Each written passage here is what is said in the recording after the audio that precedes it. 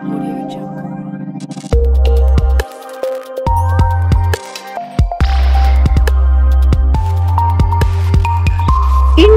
TV9 news Maharashtra.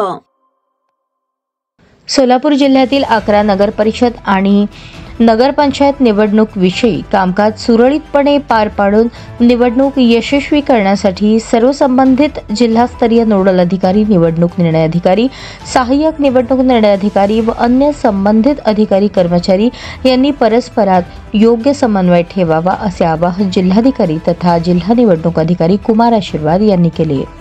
राज्य निवडणूक आयोगाने राज्यातील 246 नगर परिषद आणि 42 नगरपंचायती यांचा सदस्य आणि अध्यक्ष पदाच्या सार्वत्रिक निवडणुकीचा कार्यक्रम जाहीर केला आहे। त्या अनुषंगाने सोलापूर जिल्ह्यातील 11 नगर परिषदा आणि 1 नगरपंचायती यांचा सार्वत्रिक निवडणुकीचा कार्यक्रम जाहीर करण्यात आला आहे।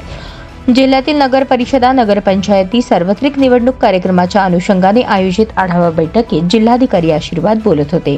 यावेळी मुख्य कार्यकारी अधिकारी कुलदीप जंगम, पोलीस अधीक्षक अतुल कुलकर्णी, अप्पर जिल्हाधिकारी गणेश निराळी, निवासी उपजिल्हाधिकारी अभिजित पाटील, उपजिल्हाधिकारी महसूल संतोष कुमार देशमुख, जिल्हा सह आयुक्त योगेश डोके यांच्यासह सर्व संबंधित नगरपालिकेचे निवडणूक निर्णय अधिकारी, सर्व उपविभागीय पोलीस अधिकारी, सहाय्यक निवडणूक निर्णय अधिकारी दूरदृश्य प्रणालीद्वारे उपस्थित होते।